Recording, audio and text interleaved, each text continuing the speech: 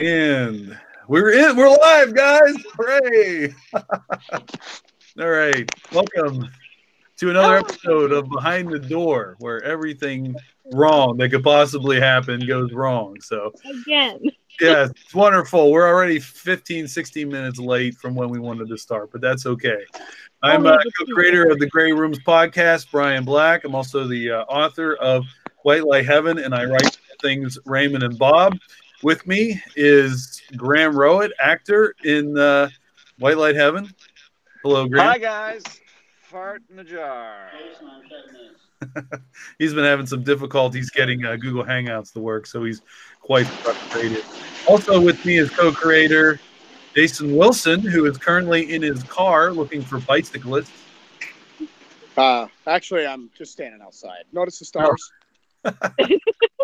I think there's a giant meteor coming down behind you. Well, it would be about fitting with all the garbage weather. I'm actually surprised I'm able to talk. Up until about yesterday, I didn't even have a voice. What is that? Is that a star behind you, or is that a light? What is that? That's the moon. Wow, it's tiny. Okay. That's Okay. what she said. Jeez. So on that note, let's go to Graham Rowe just joined the call. Unbelievable. Whoa, that's so weird. Oh. Oh man. Hey, hi Graham. How are you today? I'm great. Gosh, what a mess. All right, glad he's back. Now he's got a smile on his face. He was really well. Yeah, I'm glad that could be caught on air. I'm glad that couldn't happen like a minute before we started. Yeah. All right. We're all about And last but not least, that is what she said. Augie Peterson. And before she takes a drink, I'm going to just stall her for a second. I'm going to be passing over the keys to you, Augie. You can open up the next door. All yours. You're reminding me I'm the host because of what happened last time. I see. Well, no cats have attacked yet, so we're good. All right. So, hi, everybody. It's a pleasure for me to be here and to be hosting this again. It was a lot of fun last time. My cat may or may not crash this episode. We shall see. She's currently sitting on the couch, so it's a toss-up. Basically, we are here to discuss this amazing story that we heard on the Grey Rooms, written by the amazing Brian Black, and I love the story.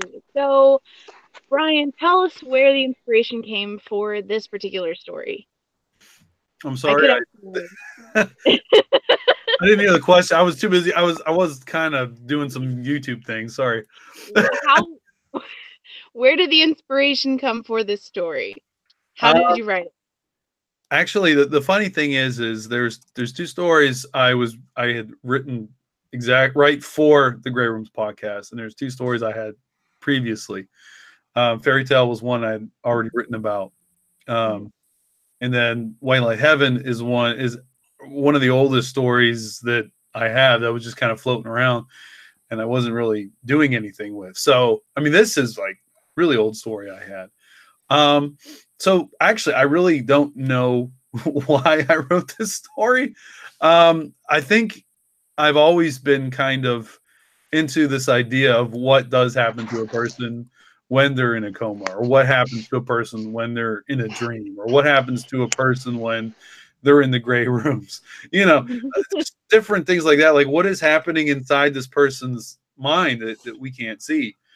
And so I think that was the general idea. I do remember that I had submitted this when I was, when I was sending out, I was trying to get into different colleges or whatever. I was sending the story out with them.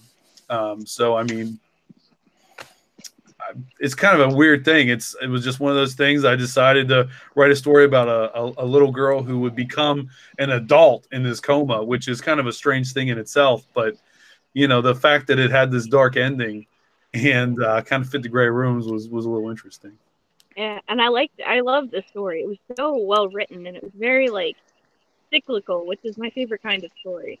And I really liked that, the whole story is based around going towards the white light and, opening your eyes and all of these references to being alive and like coming back or like going towards heaven, and then it's all just kind of snuffed out at the end where she actually does open her eyes, but it's because it's a reflex because she died. And I love that kind of mirroring what should have happened and what you're expecting to happen, and it was just very well written, and I really appreciate that.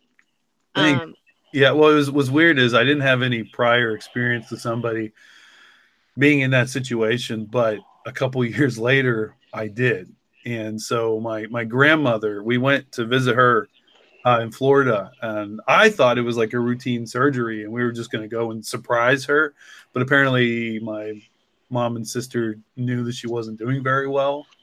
Oh, geez. So she never woke up out of the surgery, and she was in a coma. And they eventually, my uncle ended up having her turned off.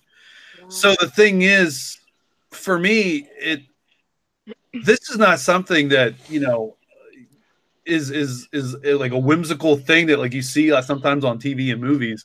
Like her body was moving sometimes. Yeah. Like the muscles were still moving. Like her eyes, like sometimes her eye would open. Sometimes her foot would like shift. You know, so you were thinking to yourself, well, this person's waking up. Hey, nurse, you know, and the nurse said, no, it's just muscles. It's just, you know, like nerves or something. So it was, after writing that story, I was thinking about it constantly, you know, oh man, I wrote about this and now it's, you know, so I mean, I it's definitely not something like, you know, like I think of lightly or that I would like judge somebody for whatever decision they make in the person they love is in that situation. But it definitely was terrifying, even after writing the story, to see that in real life. You know, it sounds like self-fulfilling prophecy, and you terrify yourself. Yeah. I mean, it's sort of like we joke around sometimes about how like things that we've produced in the gray rooms happen like after it airs, you know, or after we release it. But this happened, you know, after I had just written the story, you know, pretty much. So it was definitely messed up. But yeah, I mean, I do think that one of the things that I submitted a story because I really wasn't even thinking about it.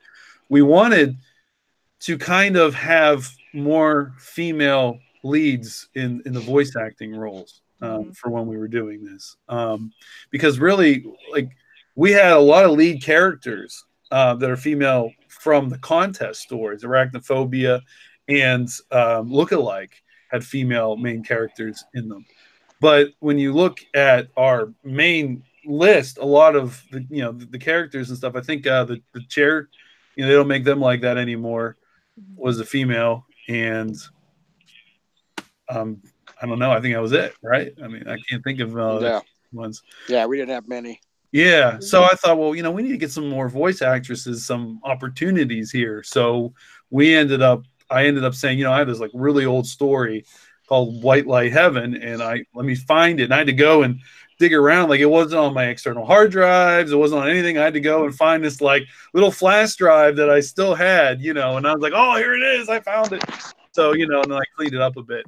But you know, it was kind of neat that, you know, we were able to do that because Amanda Lee Cobb did such a great job with what she was doing. And when I first heard that was the first story of mine that I'd ever heard anybody do any kind of voice work for.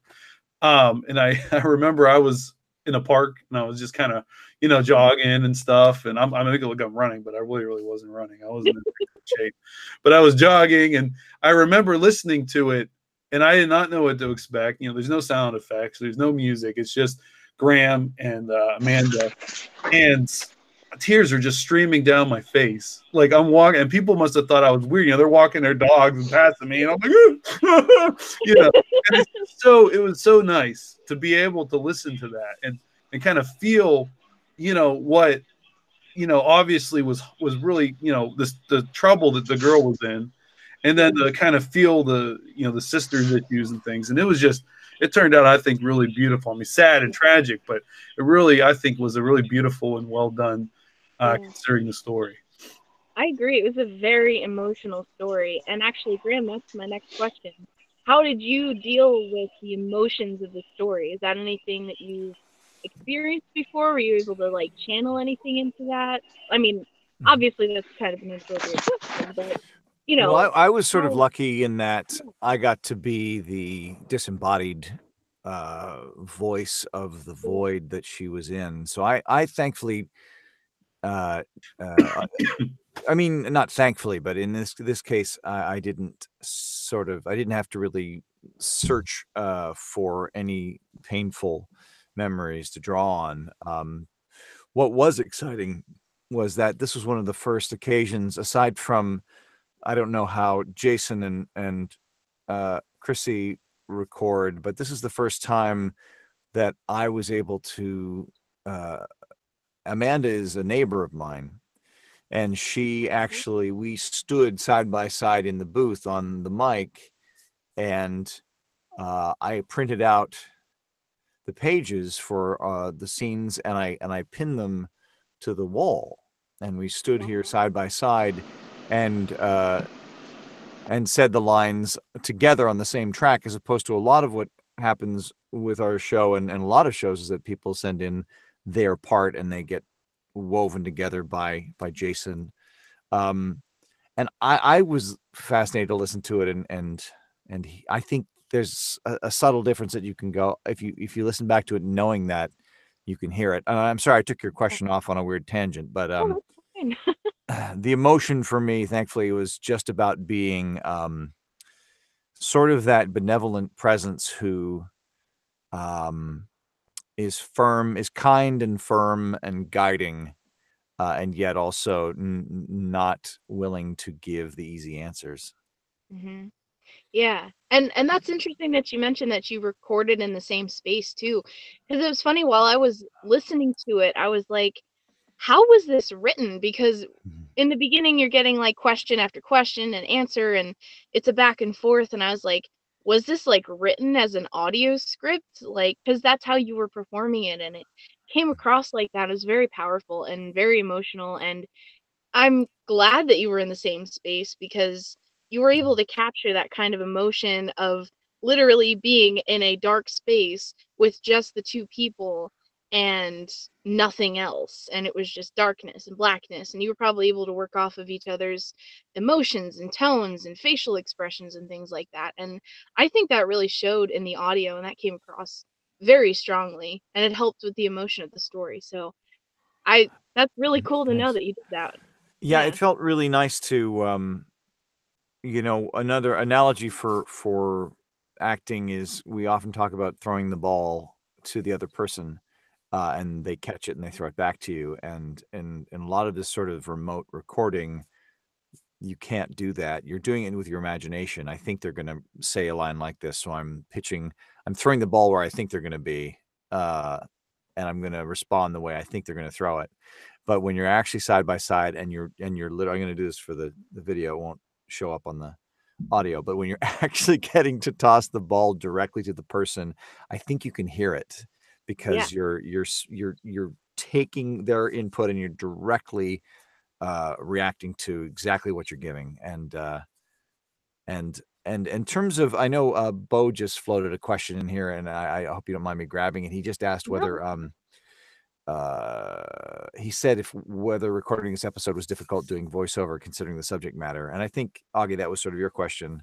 Yeah. In terms of digging into the emotion.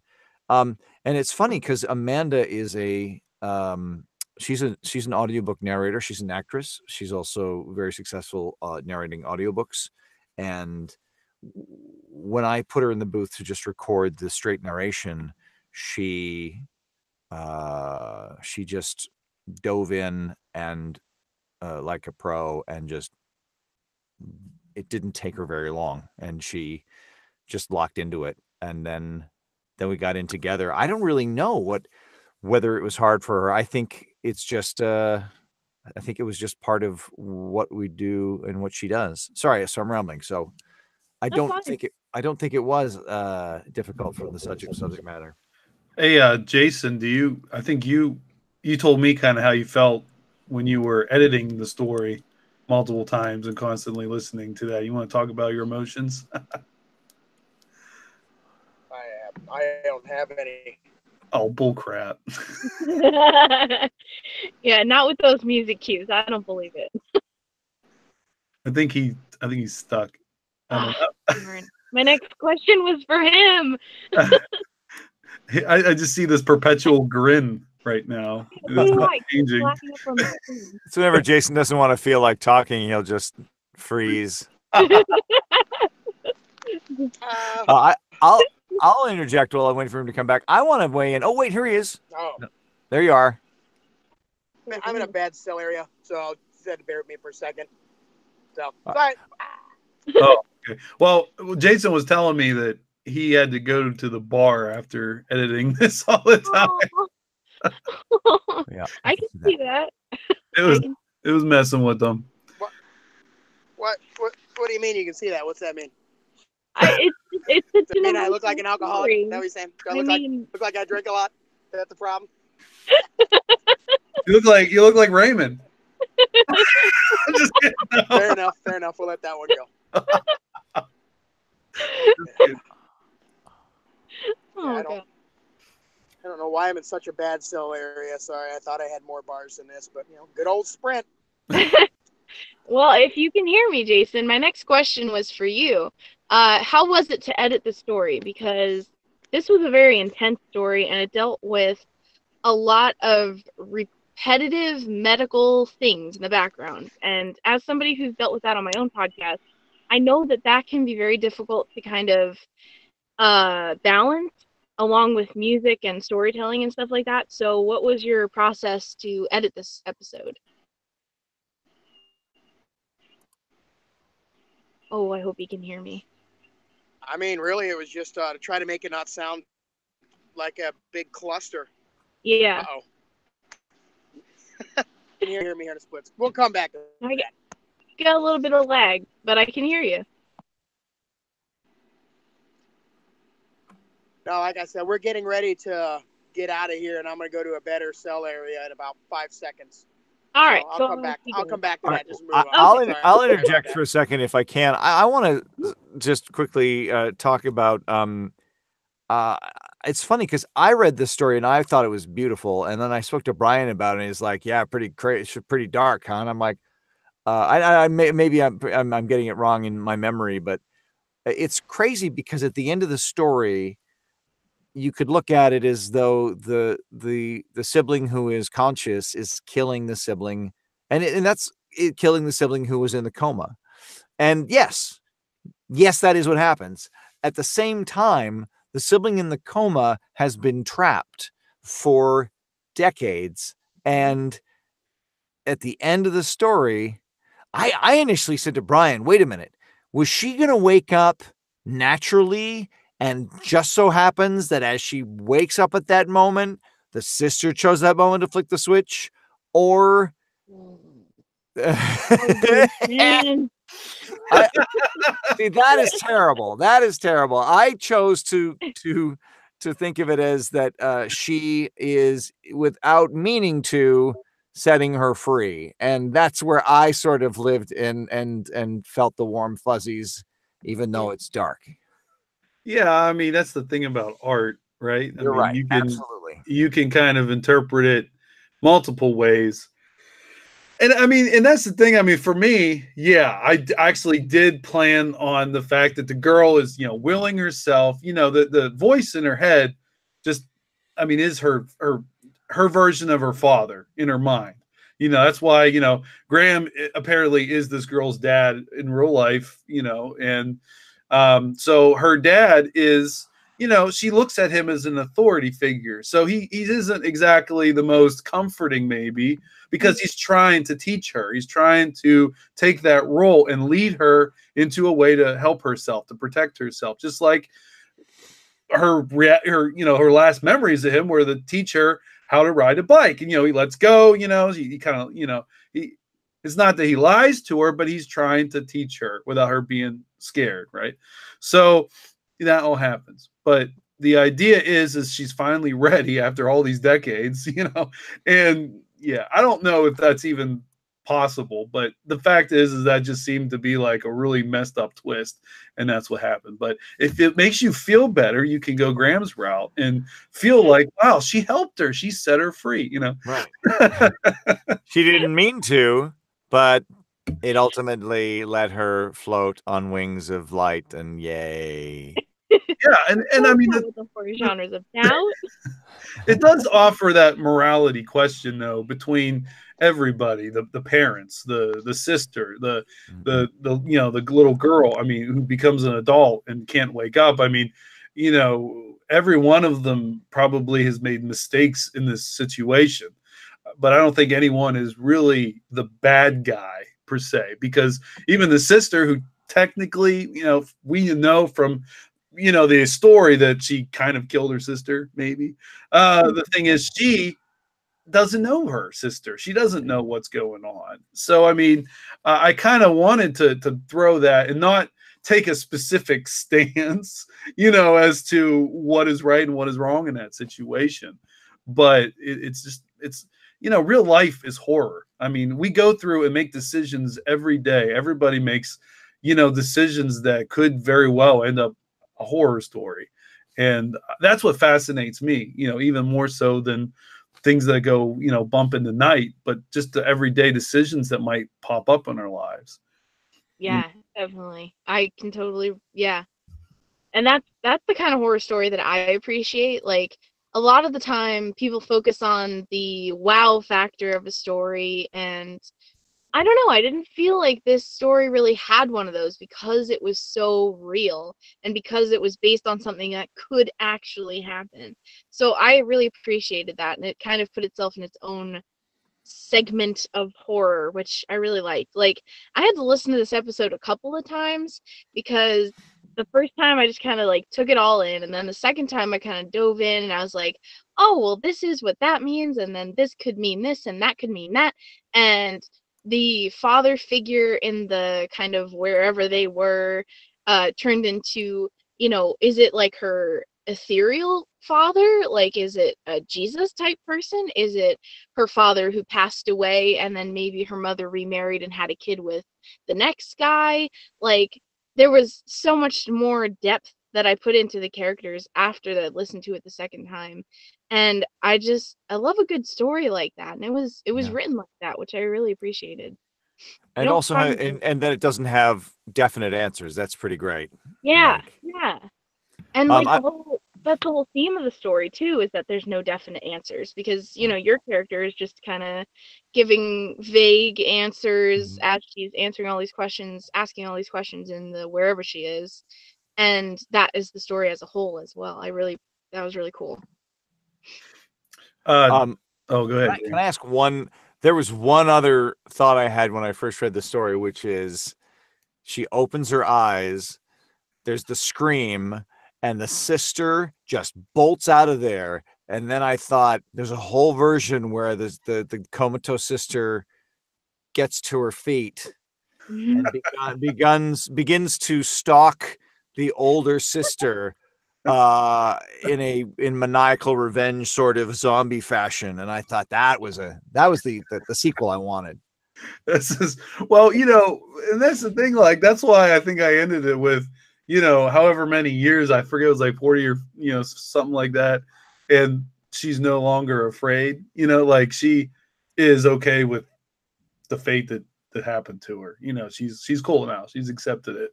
Wherever she is, whatever, you know, happens. But yeah, I mean, it would be kind of, that was, you know, you could do that thing where, you know, you're the doctor, so I guess you would be telling her who her sister was, right? I loved your part as the doctor, by the way. That was Well, segue. Just had a question about that. He said, was it intentional to have the doctor in the same voice as, I would assume he meant the father, like the father in the kind of wherever. Was that intentional, Graham? No. I was telling myself that they were very different voices, but probably it's undeniable that it's me doing them both, despite the fact that I was trying to do a different voice for the doctor. But you get stuck between that kind of, well, I'm going to place the doctor down here and I'm going to talk like this. And then the voice in the void is like this. It's still me. And then but if you go any further, it's going to get into it like, well, now we've got to be, and you're like, well, I'm not going to blow it by going that far. I'll just try and go as much as I can within the spectrum. And that's what happened. All right. This was pretty early on in when we were working on season 1. So I think the other thing is we didn't have a whole lot of voice actors. Graham was the first voice actor that was associated with the podcast.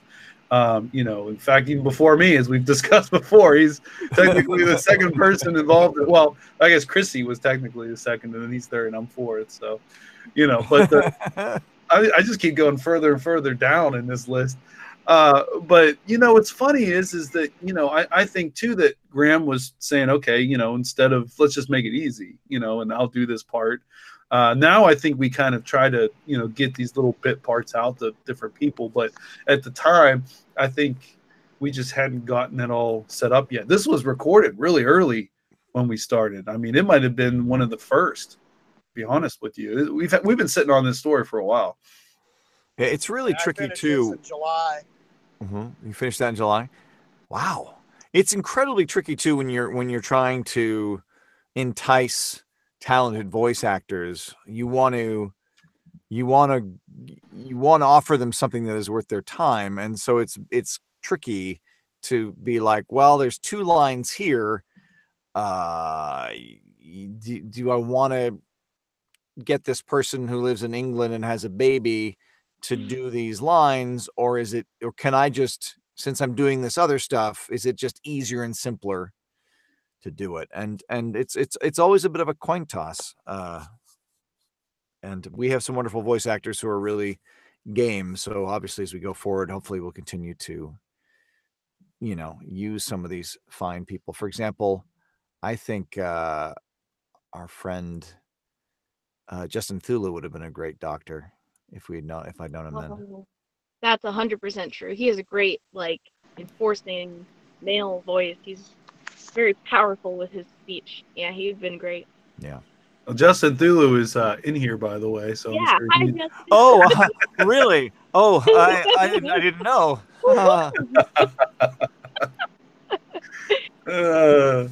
So yeah. Go ahead. I'm going to start doing. I just realized, I got the Graham Rowat with the beard mask. Now I'm going to go get a Justin Thulu face. I'm just going to collect bearded men and put them on my wall. That's what I tightened it right up. Maybe too tight. Well, Bo Chappell's got a beard, so I might, you're next, buddy. Bo has a pretty amazing beard. He's got a full amazing beard. Yeah. And also, speaking of voice actors, to come back to our point instead of beards, Amanda did an amazing job capturing 50 different voices in this one show. And this seems like it was a shorter episode than typical. It was pretty flash fiction-y almost, and she made me pay attention, and she made me understand what the characters were, and she was really great. And I wish she could be here because she crammed so much emotion into her characters, and she did a fantastic job. So I mean, I wish she was here for me to pat her on the back personally, but I don't want to forget to mention her because she did a great job. I absolutely agree. I was kind of blown away by what she did, and she's a neighbor who lives down the street. We all live New York adjacent. We all go into New York for all the things we do, and so I knew she was talented, and I knew that she had strong credits. So I kind of had a hunch that if I could she'd actually asked to use this booth to record an audiobook. And I sort of said, yeah, that's fine. Absolutely. But could you do this for me? And I had a hunch that if I could just pin her down for 30 minutes, we could get something really, really special. And it paid off. Yeah. Did she have a chance to listen to the episode yet, or? No, I now that we have the wide release, I should be able to just send her the Libsyn link. And but I invited her to do this, and she was gonna do it, And then she wrote me last Sunday. She's like, I just got off the plane. Things are going crazy. I can't make it. And I'm like, it's actually next Sunday. And then she wrote back, I can't. I just can't. And it's sort of something's up. And I'm so sorry. But yeah, I'm going to send her the link. And I hope she's going to dig it, I think. Why wouldn't she dig it? It's wonderful. She did a fantastic job. There's no reason for her not to dig it. Unless she hates to hear her own stuff. But right, I don't know. Yeah. That happens sometimes. But she did a fantastic job. Man. Yeah. What else do I have here? I have a couple of notes. I'm trying to save the Raymond and Bob talk for last because I want to focus on that. That's important stuff.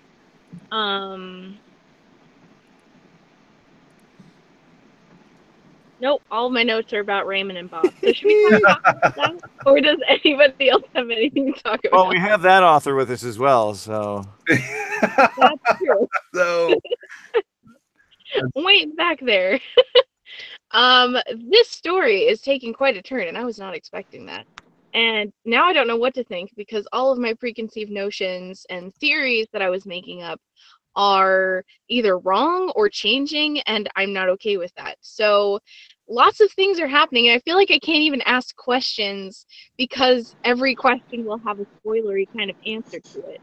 So, I mean, not necessarily. I mean, I just Bob seems so sad in this episode, and he wasn't even in the last episode, and he just sounds like he hates his job, and if it even is a job, and he's taking hardcore notes on Raymond, and Raymond's talking about, going into, I don't know if it's cults, I don't know if it's selling his soul for money so he can pay for his kid, I don't even know if he has a kid, what's going on? I'm freaking out, and I can't comprehend my own thoughts. So, yeah, it's just been a really crazy ride to see how this story has progressed from the first episode until now. And yeah, I don't have a question. I just want to talk about it because it's amazing. Well, the good thing about having all these thoughts that you said is that's exactly what Raymond's going through his mind. He's got all these thoughts. You know just as much as Raymond does, so that should make you feel pretty good as to what's going on. So yeah, I mean, we've teased a little bit about a cult. So obviously, in Raymond's past, there's some sort of thing that has happened in that. I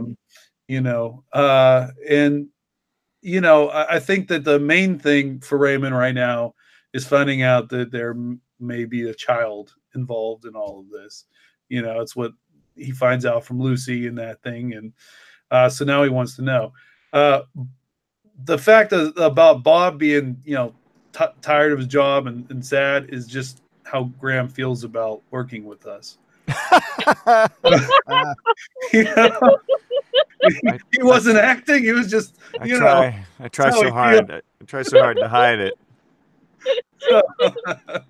But no, I definitely made some choices for Bob along at the very start, which is that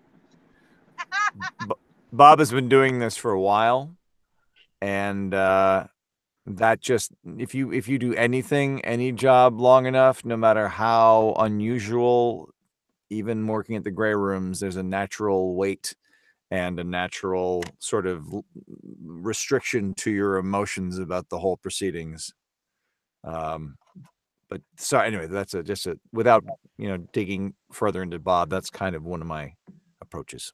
Yeah, and I don't think it's really spoilerish to say that whenever I was creating Bob, the idea that he was somebody that took his job really seriously was something that I had kind of recommended to Graham a little bit, saying, hey, this guy, he's not gonna, like Raymond, and he's going to just kind of he's good at his job, and he's like one of those guys that he would probably be the type of person that would be working all the overtime in the world. He's very driven into that, and that's what he's doing.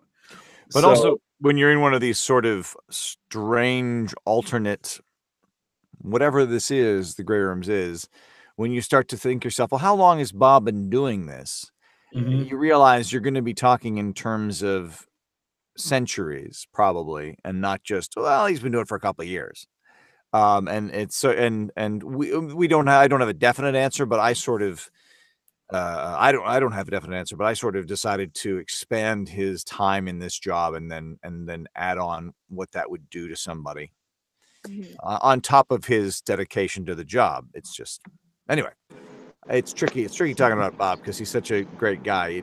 Jason's back from muting. He's got a thought. Oh my. No, I'm just trying to make sure the car's not too loud. Yeah, I think that it's just been a lot of fun to create these guys, because when it started out, we had a situation where the rules had to be explained, and that was where, you know, Bob is very intimidating and all that, and he doesn't, it clearly is, you know, just, this is part of the job of Raymond. But I do think that as we go through things with the haiku and with that weird darkness and the snake thing, that, you know, where Bob isn't there, and then suddenly Bob is here again, and Raymond is like, where were you? I needed you. And you're like, wait a minute. You know, like, what? you know, how's that work? You know, you hate this guy, right? But all of a sudden he's your tie to anything. Because if you didn't have Bob, then it would just be Raymond sitting around in a dark room. So he does rely more on Bob than he thinks. And so that relationship just has to have a progression, you know, to wherever it's going to, you know, wherever, the end of the season and so on.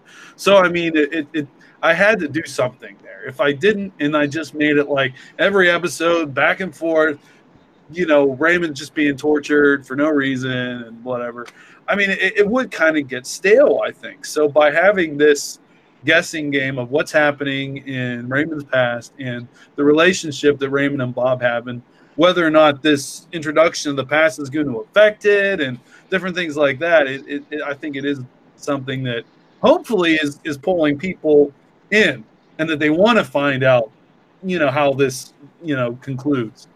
I would hope so, because you know, this is like the kind of host relationship I've never seen this kind of host in a horror fiction podcast ever.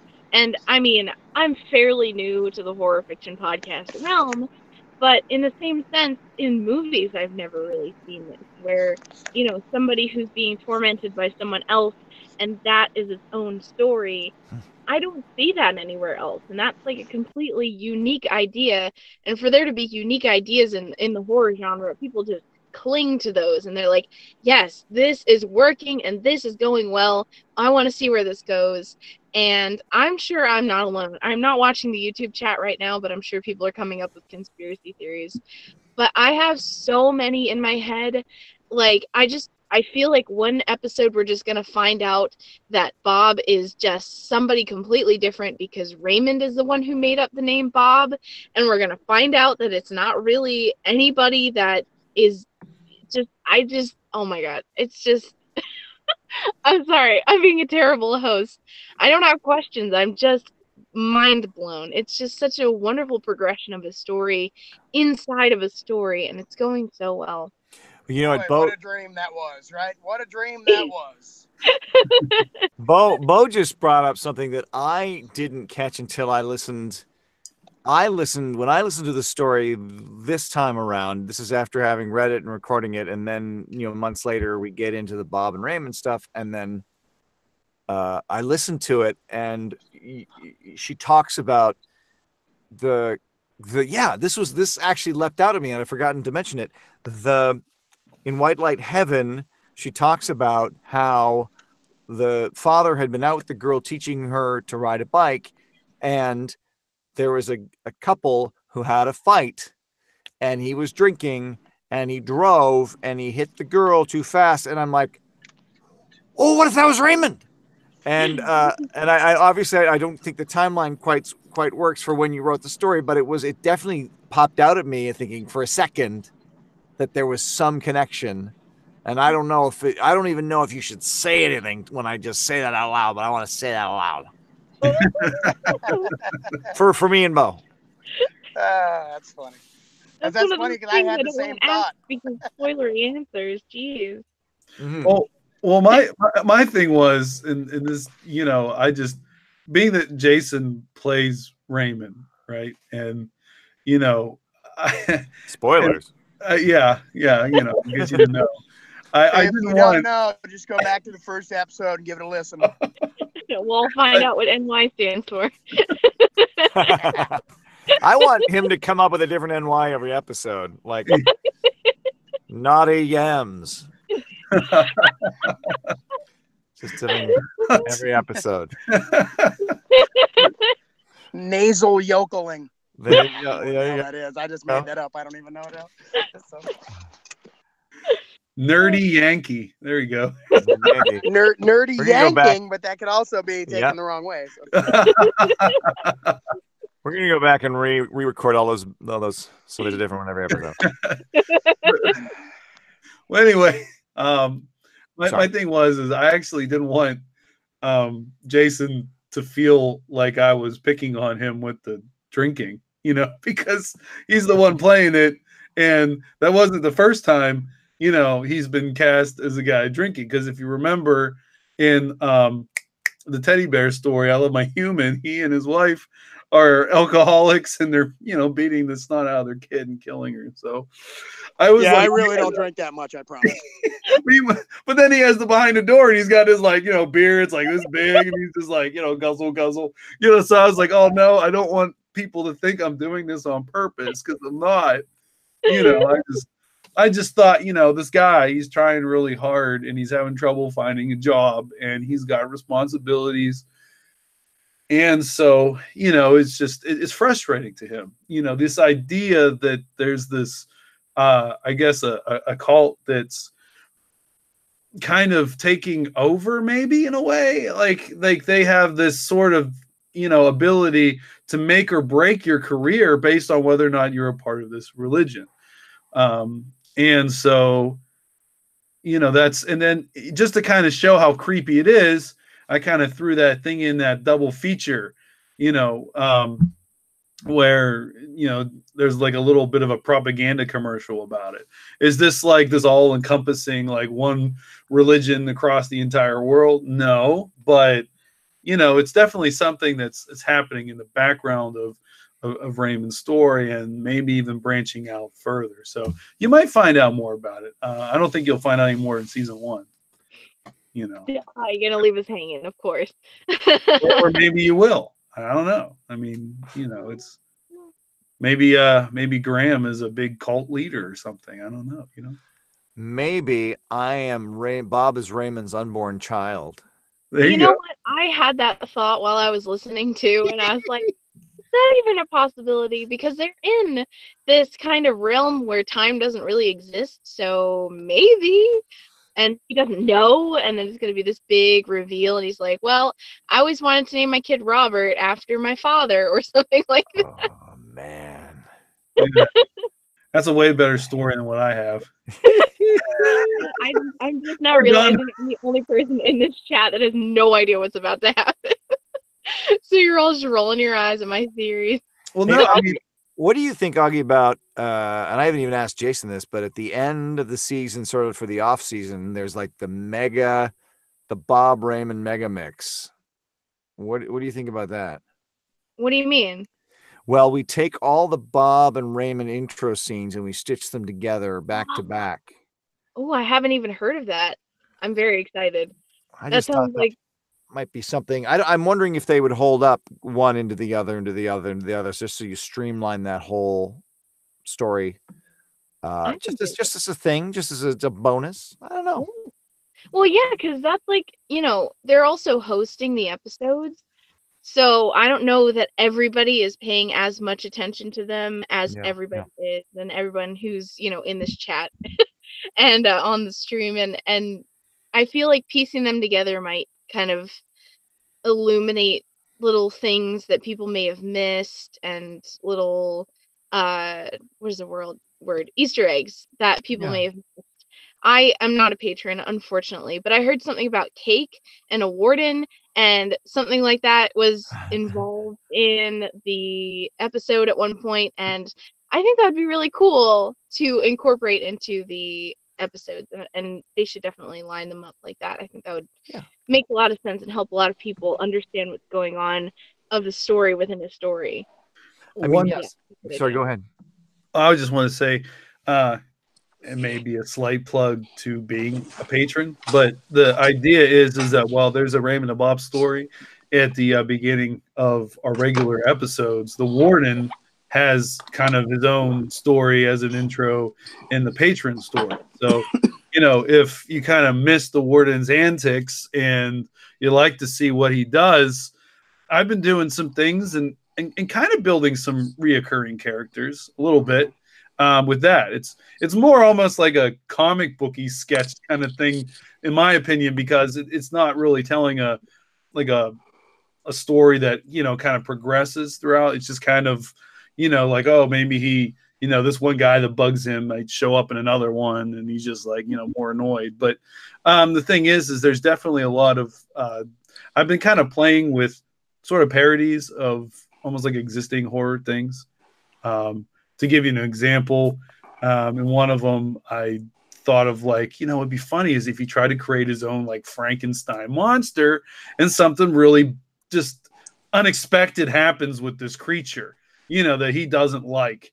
And so that is one of the intro episodes. And then, so, I mean, does this character come back and stuff? And it's just kind of neat because I get to do the opposite of what I do with Bob and Raymond. Bob and Raymond, I can crack a couple jokes here and there, just kind of like a knowing thing, but it's still more serious because of the situation that's involved. I mean, no matter what, he's going into a door, he's going into experience something terrible, and he's going to die at the end. So I can't really be like, ha, ha, ha, all the time about it. But with the warden, I can just do whatever because the warden doesn't die at the end. He's just this guy that does whatever he wants and hurts other people and thinks it's funny. So, I mean, he gets good dude. So, I mean, it's fun. It's a lot of fun. So hopefully we can release maybe like a warden compilation, in the future. I'm thinking a calendar. Okay. Like a swimsuit? Yeah, for sure. I mean, well, you're the warden, so is this going to be you? There'd be a big seller, dude. Just imagine June, July, and August, baby. Oh my god. All right. Oh wow, great room speedos, everybody. Here's your key. Oh, here's your key. Oh. Thanks for your patience, by the way, on that. I'm actually home and I have my regular headset in. Sorry about that. I thought that I had better coverage at my family's house, but apparently not. Go continue. My bad. No, you just filled this whole conversation with your swimsuit ideas, buddy. Yeah, I got them wheels turning. There you go. I mean, that's kind of all the questions that I had. I mean, I feel like this story was just so emotional and encompassing that going into like, what are your thoughts on what happens after death, would be a little too intense for this conversation. So I'm trying to figure out how I can proceed from here because I feel like I was so immersed in the story that I wasn't able to actually like piece it apart and ask a million questions about it because it was such a good story and I just enjoyed it.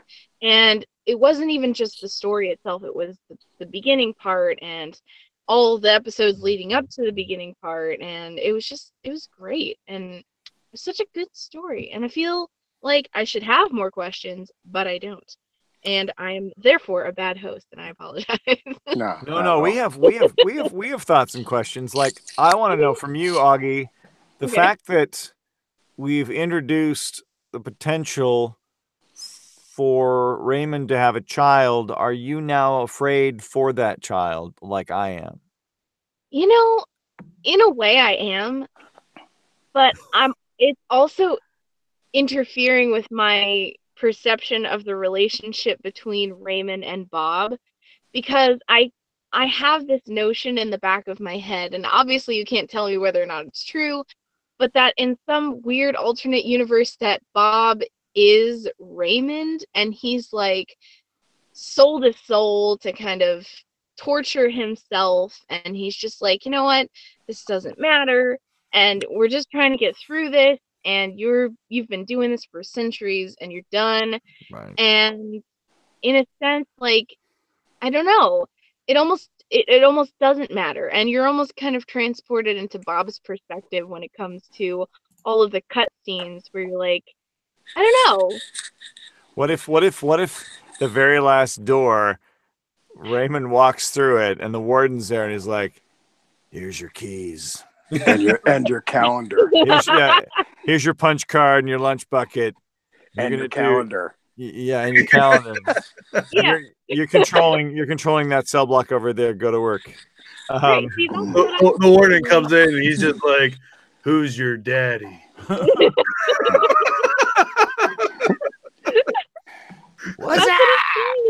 And then you have like the warden and Bob and Raymond, and the whole end of the whole season, the whole series is sitting in the lunchroom. Yeah, the 3 men and a baby, right? Yeah, it's a musical.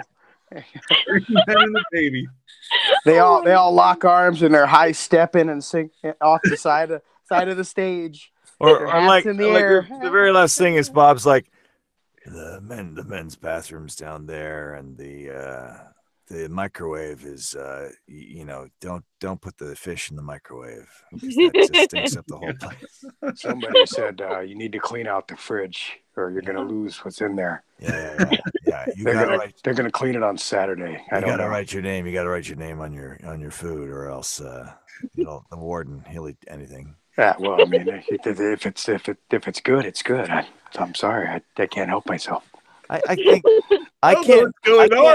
can't even do a Bob right now. I'm like, is that my Bob? That's not Bob. But wait, what if I want an apple? Yeah, let's go skip the apple, like I do, and put it in your mouth. Shut up. You could go on the road with a one-man show here. I mean, you got something. Yes, alcohol. There you go. Goodness. As I say, I'm not a big alcoholic. You gotta enjoy the weekends. By the way, the TV, every time you hear Raymond listen to the TV, that is Jason's television, right? Yeah. The last show was Deal or No Deal. I was watching it, and I put Deal or No Deal on, and I was just like, I don't even care. Record. I don't care. Don't even care. We're gonna get sued. As long as you use 30 seconds, you can't get sued. It's free use, whatever that is.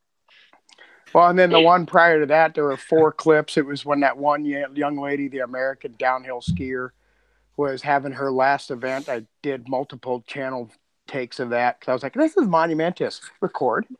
Another channel, record. Another channel, record. And now let's go to some news. There you go. It was good. It was good. Yeah. Nice. Authentic. Good. Next time I'll put on the local news, like some weather. So everybody'll be like, oh, God. Oh, there you go. More snow in Omaha. Yay. So, and then Jason, it rained. And then it rained. So it rained. Right? It snowed on Thursday, rained on Saturday. It's just a good time to be here.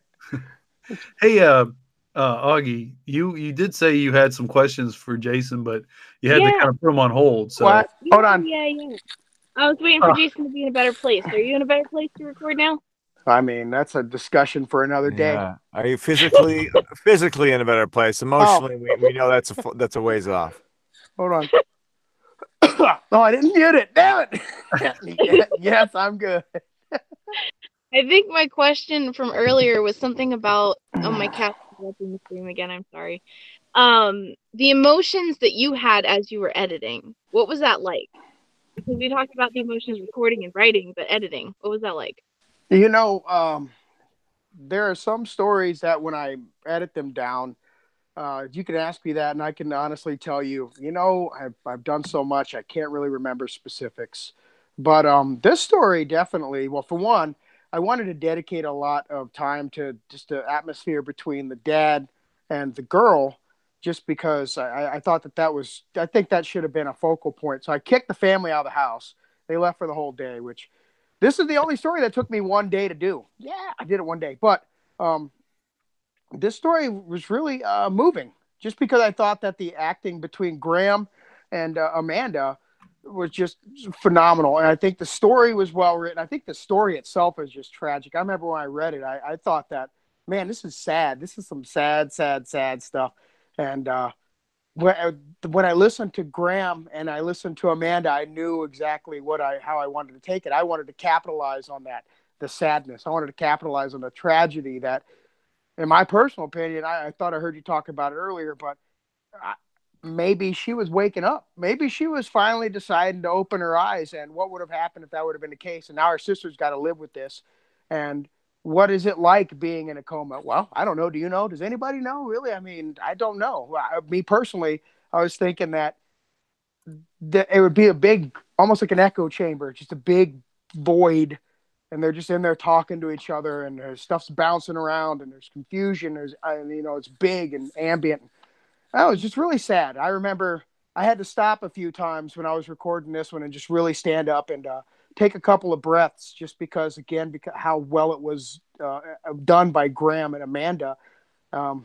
It was a very emotional story. Even now, like when I've listened to it, when it's finished, the parts where I think the part that really gets me the most is when she's waking up, for one. I think that gets me. But when you hear about the person leaving and the car backs out, and then you hear the dad and the kid on the bike with the ambience in the background, you hear the car whiz by, and then you hear the car slam, and you hear the dad yelling. I don't know. It sends goosies all up and down your body, because, I'm a father, and it would terrify me. It would just destroy me to have some lunatic come around a corner and hit my kid because they're having a bad day. So I can put myself in that spot. But I think the story as a whole is just it's a roller coaster, but it was an emotional one. It truly was. It was the only one I actually had to stop, like I said, get up and walk away from for a little bit and then come back to. It was the only one. So well done, Brian. Yeah. I don't know if that's an evil laugh or not, but I don't even I don't know. What do you mean? I thought from week to week, the stories that the Grey Rooms is telling, I love that the thematically and tonally, they are leaping all over the place in the best sense of that. So it's not scattered. It's just we don't know what to expect. And I thought this story was, I thought this was a beautiful story, even though the sister is consumed with resentment and it festers and it's evil. The story of this girl who is sort of trapped and then is freed. I just thought it was such a beautiful story, and yet it is a horror story, and it fits in with the Grey Rooms. But I love the fact that it's from week to week, you jump into a whole other style of horror, and so good job, everybody. Good job, you and Amanda, man. You guys really did a good job. And I know that I heard earlier you were saying about some people talking about not being able to differentiate between the father and the doctor. I think that's a neat twist on the element. I think that's kind of a neat little aspect to it, but I don't know. Well done. I thought the thing that really set the tone, again, with any one of these stories as far as the sound design goes, is the absolutely stellar voice acting. Graham and Amanda killed it. That was home run after home run after home run. It was so easy to work with. And like I said, I got the story done in one day. That was because I was able to get the family out of the house. They're listening, so I have a story I have to work on. So, I'm just saying. But it was, and then Graham and Amanda, they just killed it. They brought the 5 stars, so it was easy to work with. So I'm glad that everybody's happy. This was a day in July? Yeah. That's amazing that this has been in the can for that long. That's I mean, it's just the nature of things, but it's still blows my mind. Well, think about the gardener, Graham. How long that's been sitting aside. That's been done since I think March of last year or something like that. That's right. That's one of the first things I recorded. That is the first story I ever did. And we're gonna listen to that back, and we're gonna be like, "Oh, I don't everything different now." And, I plan on listening to it probably for a month before it comes out because I might make some changes. I'm pretty certain I will. I bet we both would like to make changes. We'll just do it, redo it all the thing. But season 2, man, season 1's been a learning process. It's been a lot of fun. I was just telling Chrissy today. I said, I learned a lot from season 1. And I'm really thinking season 2 is going to be a lot smoother. But I also think that we're going to have. I think it's just uphill from here. We're just going to keep climbing. I think the Grey Rooms is just going to continue to evolve. And you're going to see that next season. That's for sure. Yeah, no, we just finished our short stories, right? We just stopped. The deadline is now over for short story submissions. Womp, womp, womp, womp. Yeah, and I mean, we had, I think around 30. It was about the amount of submissions we've gotten. Yeah, so thank all of you who did submit. We greatly appreciate that. Just thanks for your submission for one, but thanks for your confidence in us. Yeah. And the ability to properly produce a story, your work. So we appreciate that. I should have sent. I'm so excited. Yeah, we have one from Augie. So it's we have one from Bo, and you can kind of go down the line. Like we have a lot of new people that have submitted stories, so we're really excited to start cracking on these things. I've kind of been sick. This is actually probably the first day where I sound like a human being again. So that being the case, I did read a couple, but it's really hard when your face feels like it's full of everything in the universe to really pay attention and read and preach on. Preach on. Yeah, he's been sick too. Oh, this is the best I've sounded ever, man. I just imagine my part-time job. I'm at a restaurant. Just imagine me going to the table like, "Oh, I get you."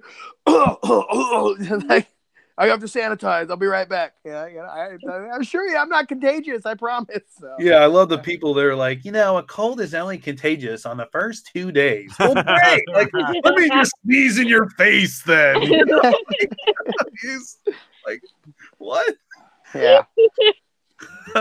I can breathe out of my nose, which is wonderful. Yeah. Great feeling after not being able to do that. I had to buy that like saline stuff you squirt in your nose, because my nose simply saline. Yeah, I was like, oh god, it hurts so bad. I was like, and then my wife's like, ew, that's gross. But you need it. It's so bad. It's better than the neti pots. There's neti pots. I can't do them. I know people who swear by them, but it burns through my nose. And it's like the worst. No, I walked in on a roommate doing one of those one time in the bathroom, and he was standing over the sink, just like, and it was like coming out. I was like, oh, what is going on? This is what's coming out of your face. What is that? And he neti pot, and he explained it to me. I was like, this is terrible. Why is that? Let me try it. And just like Graham, it burns, man. It burns. Terrible. Oh, geez. I'd have to use one of those automated ones. Just like, if you ever want to have a laugh, go check out one of those automated neti pot videos on YouTube and just look at their face when it turns on. They're just like, oh. Yeah, it's the best. I will say this though, kids, it's got to suck for them because there were so many ways you could fake having a fever, with the old style thermometers when you were a kid. Now they just put like something against your forehead and they get your temperature. It's like, man, there's no way you're getting out of school as a kid now, Like, unless you put your head up against a light bulb for a little bit. Oh god. So. You're like burning your face off just so you don't go to school. This sounds like a great room story, guys. Which, by the way, I know you guys touched on it there, but again, patreon.com, we did have a story come out called Fix Me by Lachlan Watt, and it did involve a great Warden story. I know you guys were talking about that by Brian, but I urge you, help us get to 50 patrons. Go check that out. Our stories in Patreon are just as good as the ones that we release here for the free public, and sometimes we just add a little bit more sugar and spice to make them just roll real well. So pop on in. You might hear one from Augie Peterson. Wow. Maybe Brian. Yeah. I'm waiting. Brian told me that he's like, yeah, you're gonna use the story from Augie. I said that's cool. So we're waiting for Augie's check, and then Augie's check. just kidding. No, yeah, for sure. I'm waiting for Augie. I'm waiting for you to hear it, Augie. I think you'll be happy with it. Yeah, that's so what is the date? Can we throw these out? Like, do we? Because I always get these confused, Jason. So I'm like patron, sitting down. I'm nowhere near my calendar. Okay. Well, I will get up and go to my calendar for you, Brian. Thanks. It's in April. I know that, and I think it's like April 15th is what I want to say, but maybe I just made that up. Wow, Probably. More than likely. That would be a very oddly. Wait, that's when taxes are due, right? No. The April 15th one, that is going to be I Woke in Darkness by S.H. Cooper. Yeah. And then the next one after that is... And that's in May. May 31st. That will be Augie's. Yeah. So the very last thing that we produce for season 1 is Augie Peterson. No, not true. What? We got something else? Yep. I took it upon myself, and actually, I guess I'll mention this. All new authors. Oh crap! I dropped my phone. All new authors out there. If you are a first-time author, if you have a first-time story, and you would really like, hopefully, to have it featured here, I am going to end every season with a very first author's very first story. I would like to help try to get new authors their notice. With that being said, the last one is going to be by Christina. She had that story. She'd been put it in. I already had it voice acted and everything. So it's called Sanctuary. Oh, cool. So that's right. That one Christina is the last one. Can't wait to hear that. Well, that's true. But with that being said, too, I have a few things in the work for those who are even considering Patreon. Again, we have a few things we're going to be doing in the off season while everybody else is waiting for season 2, and maybe it's something to drop. The patrons will continue to receive things. So, yeah, more benefit to come and help us out. Beard is paper dolls. You can add beards to all your favorite Grey Rooms people. Yeah, mine's getting nice, man. I tell you what, I'm looking at it here like, oh, is it? Check it out. Is it though?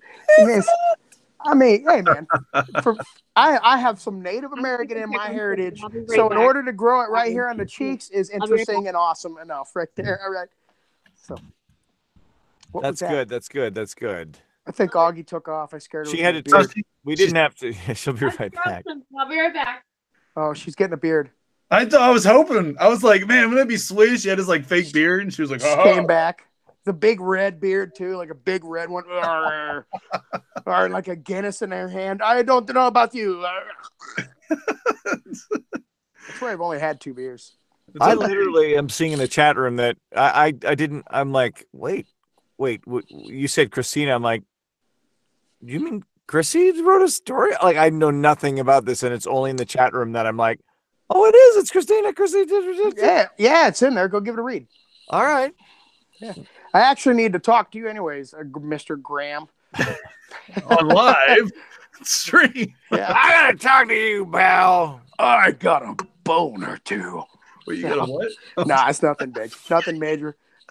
No, I gotta get you. I actually have. If I open up another window here, there's a Bob file. There's a Bob recording in progress. Awesome. Yeah. Oh, let's play it for everybody. Yeah. What's that? Yeah, Bob is talking about how he's sorry he left Raymond as a young boy, and but he's glad they were reunited finally. And I love you, son. So I'm just recording that. Spoiler. Recording that scene. The problem is we just ruined all that fan fiction people were writing about Bob and Raymond being lovers. Hey, Sergio apparently has us on a big screen. Yeah. So everybody just stare into your cameras as awkwardly as possible. I mean, I can lift my shirt up again if you want. I mean, I don't know. Sergio. Hi, Sergio. Sergio! Put some pants on, and what's that behind you? We could all just scream Surge. Remember those commercials? Surge. Oh no, that's terrible. What's that? Surge.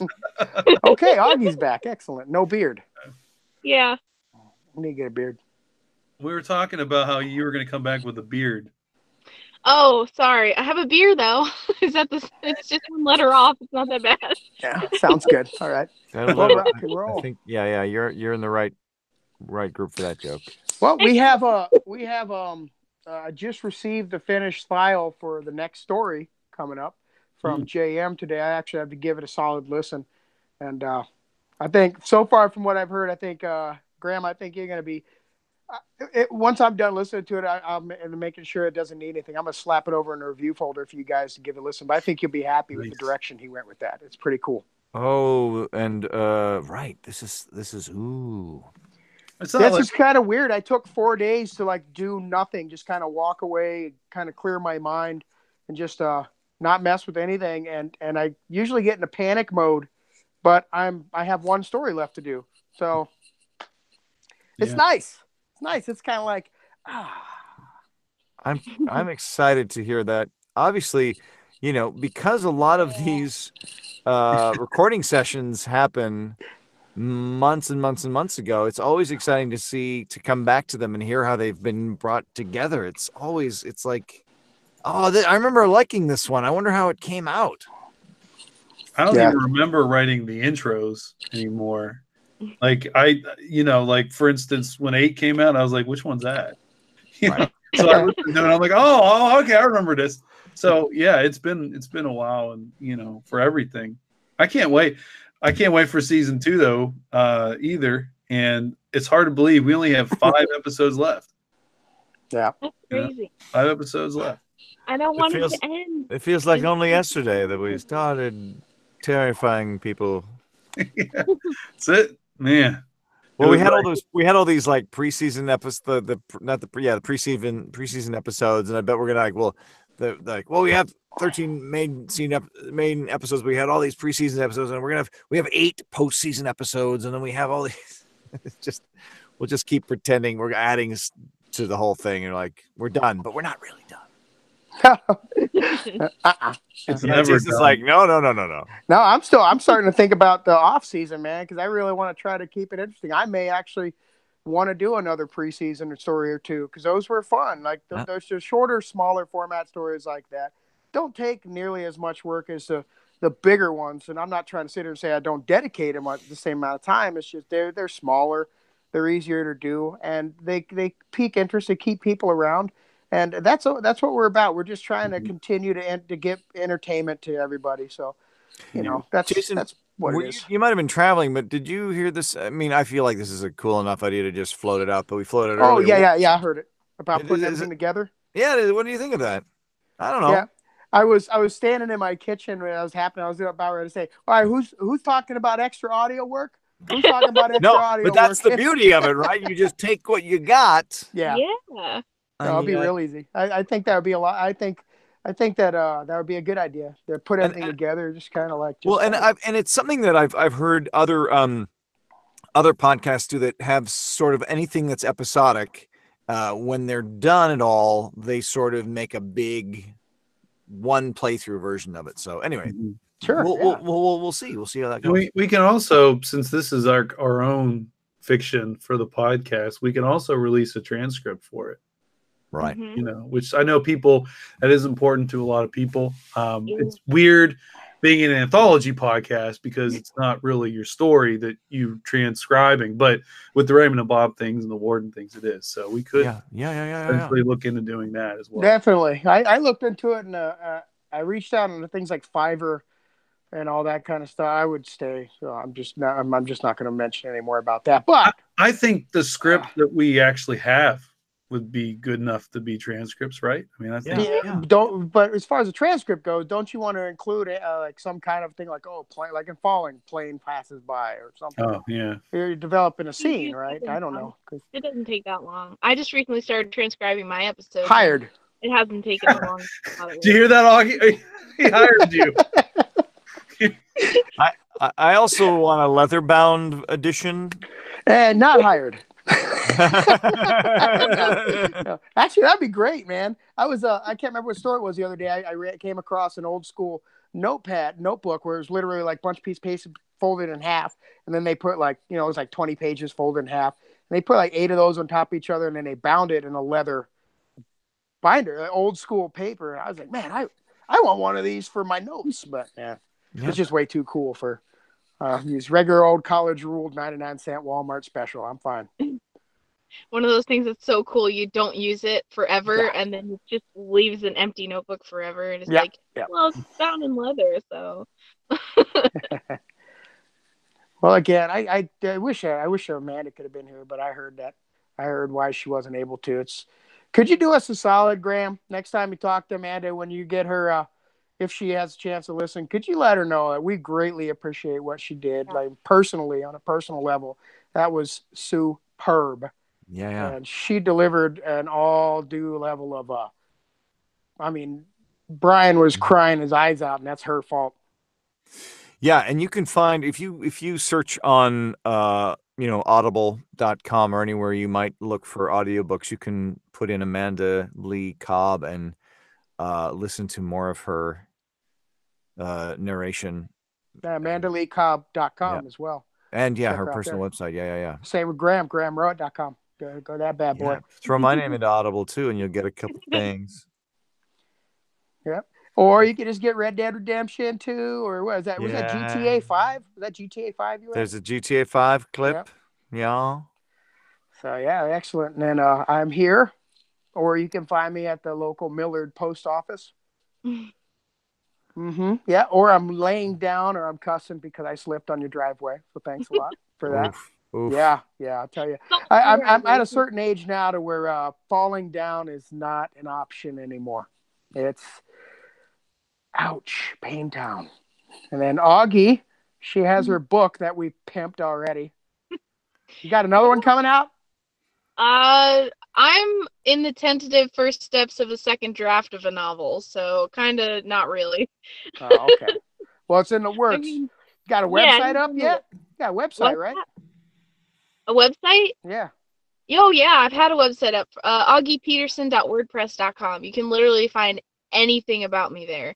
Like my podcast, my Patreon, my movie review blog, anything. So if anybody listening or watching wants to check that out, that would be great. Because go ahead. No, I'm sorry. I cut you off. That's my fault. Well, I just recently went on a hiatus where I didn't go on a hiatus at all. I just worked. And now I'm trying to do my podcast episodes ahead of time so I can focus more on my stories so that I can actually post better stories on my blog. So I'm trying to get better at stuff. But, it's whatever. I feel you.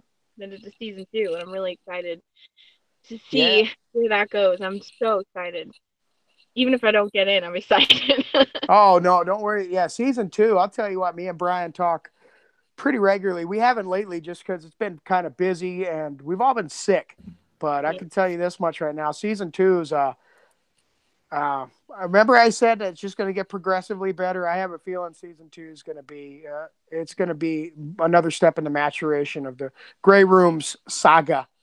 And so Brian's going to... all the theories you have, just keep those in thought.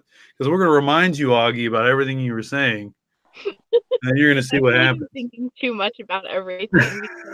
Because that's what I do in my spare time. I just think about things. And this is one of my favorite things to think about. Because I listen to this while I'm at work. I listen to it while I'm just sitting at home doing nothing, and it just lets my brain go, and I just start thinking of all these possibilities and alternate universes, and it helps that there's no set boundaries in these worlds, and God, my brain just scares me sometimes. So I have so many theories.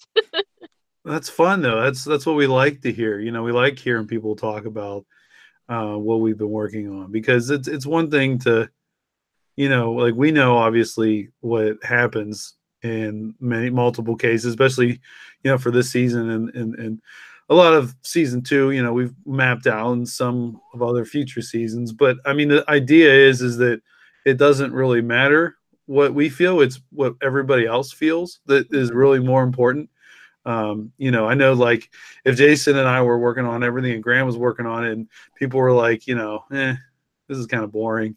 You know, I'm pretty sure a lot of us wouldn't have that same drive that we do. But the fact that, like, one person said to me one time that us putting certain like trigger warnings, disclaimers, you know, that it was important to them, because if there was something that really needed a disclaimer about something that might really bother them, that they would then know that they can listen to the intro, like the Raymond and Bob, and then just kind of stop.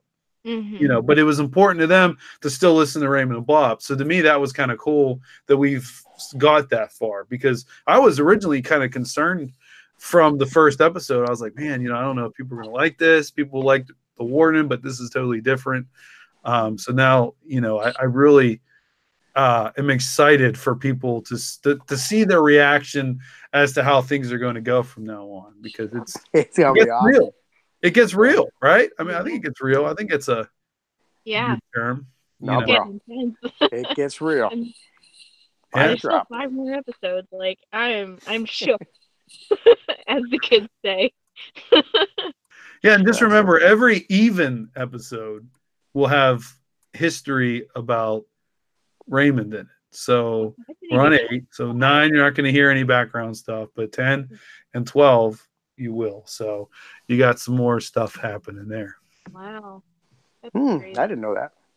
Yeah, I didn't. You didn't realize it was every even episode, or no, I'm the one who's supposed to know not that. At all. Not at all. No clue. Yeah, that's another weird I thought, because originally what we wanted to do was we wanted to take, I thought, wouldn't it be cool if, like, you know, you had the intro to the story with Raymond and Bob, and then you had the story, and then after he dies, he's sort of like floating around in this like weird limbo void type thing, and then he ends up in this like mini story about his past or something that he sees. I had this idea that we're not using it all, so I'm just gonna throw. But like, he had, like, after he died in one of the episodes, he'd end up like, you know, just falling into this like water, and he's just, his body is just floating down, you know, underwater, and all these bubbles and stuff are coming out.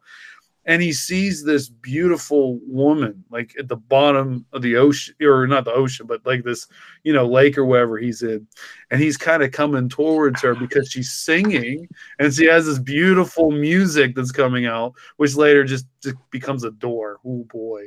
But anyway, you know, so you have this, you know, woman who's singing to him underwater, and he's kind of, you know, swimming towards her. And then that's when all of a sudden her face gets all screwed up, and it's this nasty goal-looking thing, and it's screaming at him underwater and grabbing him, and he's trying to get out and claw his way, you know, up to the surface. And he basically sees something when he's up there with some guy like pulling like a body out of like some car, like a pickup truck or something got pulled out, you know, by like where the lake was, and he sees somebody dropping this body into the thing when he's doing it. And it was just this weird thing where he's seeing something in the past that he might have did, and now he's in the lake and he's seeing it. And I thought, this is crazy, this is too much stuff, so we all got cut out. Well, that's intense, because like the singing behind the door, I cannot wait to find out what happens when he actually goes towards the door that is singing, because if that is how you if that is how you have that base, like, the scary stuff has been happening to him when he's opening the doors that don't have singing behind them. So, like, is there just this unimaginable, like, 7th circle of hell happening behind the door that's singing? Or is that just, like, going to take him back in time? Is it going to take him to another universe? Like, what is going to happen? And I constantly think about that every time I hear the singing behind the one door. And I can't wait to find out what happens as a listener.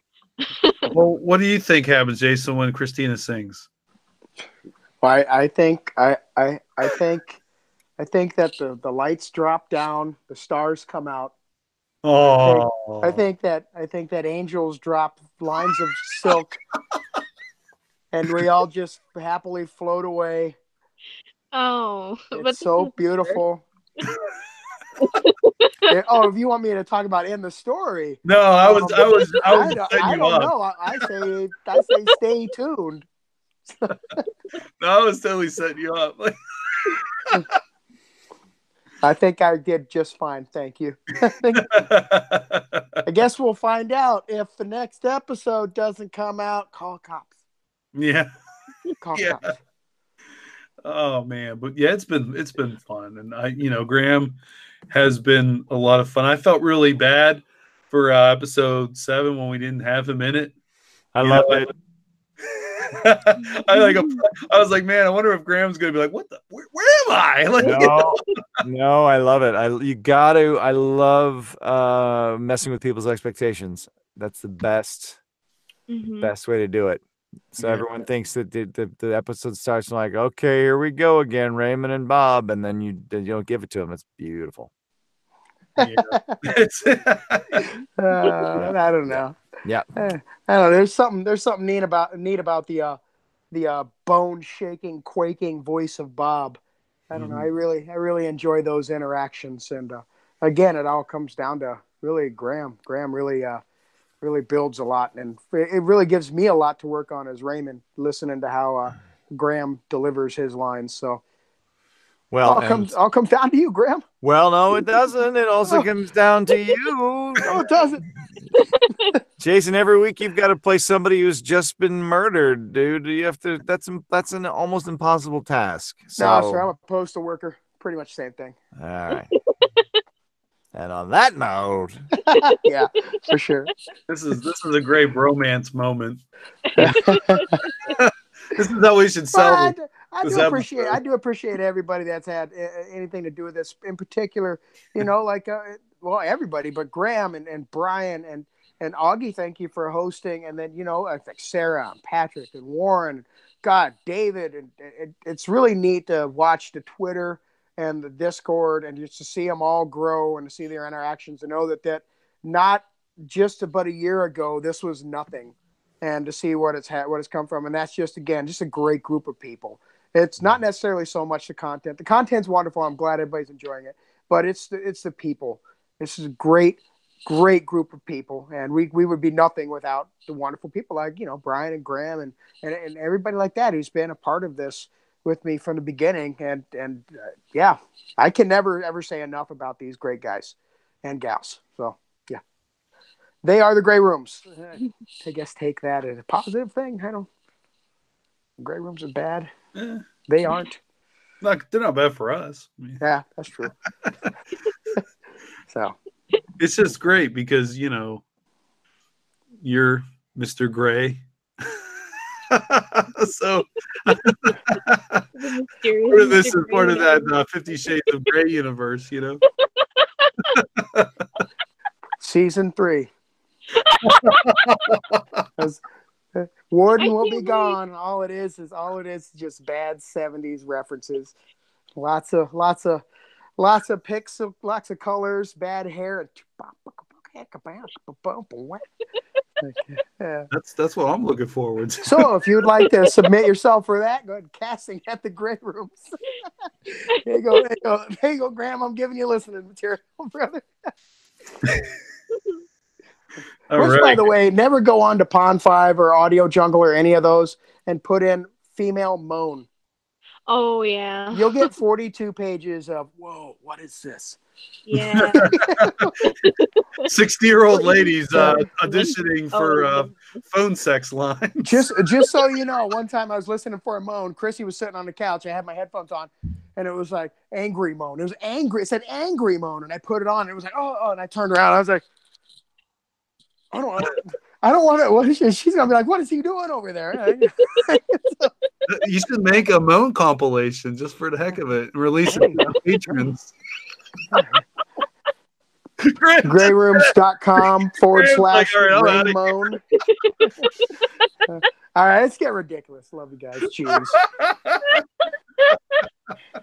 This is like now we're gonna have like 0 stars, 0 stars, 0 star for reviews because people already love our behind the door and are patting ourselves on the back. Now we're talking about moaning compilations. Got ring moans. Would you like a ring moan for your phone? That's perfect. Instead of Raymond, he's Raymond. Raymond. All right. I'm just so thankful that this divulsion of the conversation is not my fault. No, it's not. That's mine. No, yeah, Augie, you did your best, but I did my job as a host. You guys wild took it wild horses and all that. Augie, you're supposed to be the adult here. Come on, pull us together. I'm 3 beers in. I can't be an adult 3 beers in. Oh, it's a lost cause. All right, guys. It's been a long one for me. Yes, it has. Yeah. He's got like 2 question and answers today, pretty much. Yeah, I got no answers left. All right, boss. Yeah, well, guys, let's we'll wrap it up here and say goodbye. Yep. Thank you again, everybody. Jason, you was Hi. and Graham, you. Thanks, everybody. Thanks, Graham. And I want to do another special thank you for Augie Peterson for coming back and doing a wonderful job hosting us crazy people. So thank you there, Augie. Thanks, Augie. I love doing these. These are so much fun. Yep, thanks. And thanks for submitting a story for season 2. Of course. Of course. I would think nothing of it. It was just second nature for me. Yes, ma'am. Nice. Thanks, right, Brian. Yeah, oh yeah, thank you, Brian. Thank you, Brian. Nice shirt. Nice shirt. Yeah. Great rooms. Great rooms. It's a great shirt. I wonder how you can find it. If only they were for sale somewhere. tpublic.com. Oh, that's amazing. And if I recall, you're having a sale based on your last episode as well, Yeah, right? 30% off right now. There we go. Goes for a good cause. Keep sound effects on the stream. Keep the podcast going. All right, guys. I'll see you later. And I just want to let you all know that the warden is actually Bob.